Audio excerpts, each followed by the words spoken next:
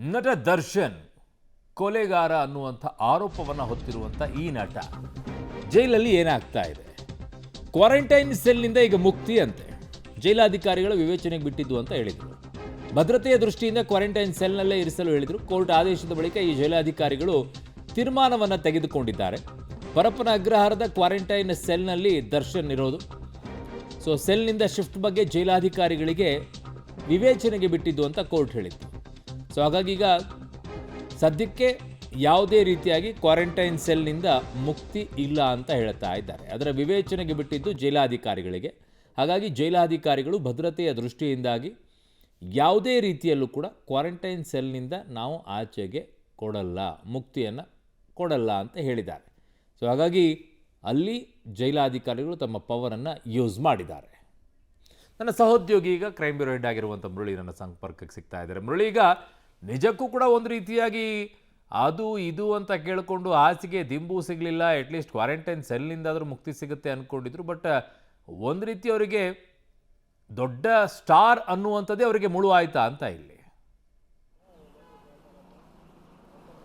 ಖಂಡಿತವಾಗಿಯೂ ಅರುಣ, ಯಾಕಂದ್ರೆ ಈ ಹಿಂದೆ ದೊಡ್ಡ ಸ್ಟಾರ್ ಅನ್ನೋದಕ್ಕಿಂತ ಹೆಚ್ಚಾಗಿ ಈ ಹಿಂದೆ ಆದಂಥ ಬೆಳವಣಿಗೆಗಳೇನಿತ್ತು, ರಾಜಾತಿಥ್ಯವನ್ನ ಪರಪ್ಪನಗ್ರಹಾರದಲ್ಲಿ ಪಡ್ಕೊಂಡಿದ್ರು. ಅದರ ಪ್ರಾಯಶ್ಚಿತ್ತದ ಫಲ ಈಗ ದರ್ಶನ್ಗೆ ಸಿಗ್ತಾ ಇರುವಂಥದ್ದು. ಯಾಕಂದ್ರೆ ಕಳೆದ ಬಾರಿ ಜೈಲಿನಲ್ಲಿ ಇದ್ದಂಥ ಸಂದರ್ಭದಲ್ಲಿ ಅದನ್ನ ರೆಸಾರ್ಟ್ ಅನ್ನಾಗಿ ಪರಿಣಮಿಸಿಕೊಂಡಿದ್ರು, ರೆಸಾರ್ಟ್ ಆಗಿ ಬಳಸ್ಕೊಳ್ತಾ ಇದ್ರು.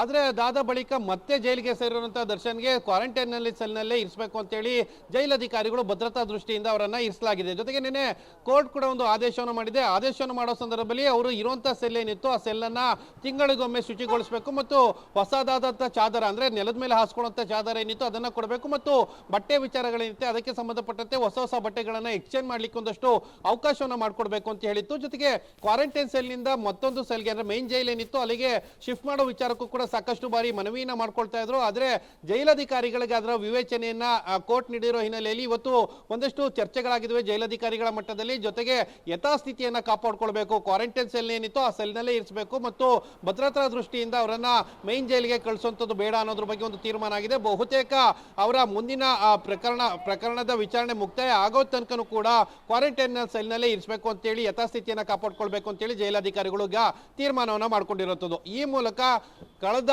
ಎರಡೂವರೆ ತಿಂಗಳಿಂದ ನಡೀತಾ ಇದ್ದಂಥ ಕ್ವಾರಂಟೈನ್ ಸೆಲ್ನಿಂದ ಮುಕ್ತಿಯನ್ನು ಹೊಂದಬೇಕು ಅಂತಿದ್ದ ದರ್ಶನ್ಗೆ ಮತ್ತೊಮ್ಮೆ ಶಾಕ್ ಆಗಿದೆ. ಮತ್ತೆ ಅದೇ ಸೆಲ್ನಲ್ಲಿ ಅದೇ ಆರೋಪಿಗಳ ಜೊತೆಯಲ್ಲಿ ಕಾಲ ಕಳಿಬೇಕಾದಂಥ ಅನಿವಾರ್ಯ ಪರಿಸ್ಥಿತಿ ಎದುರಾಗಿರುವಂಥದ್ದು. ಅರುಣ್, ಓಕೆ ಮುರಳೀಧರ್, ಮೇಲೆ ಮಾಹಿತಿಗೆ ಧನ್ಯವಾದಗಳು.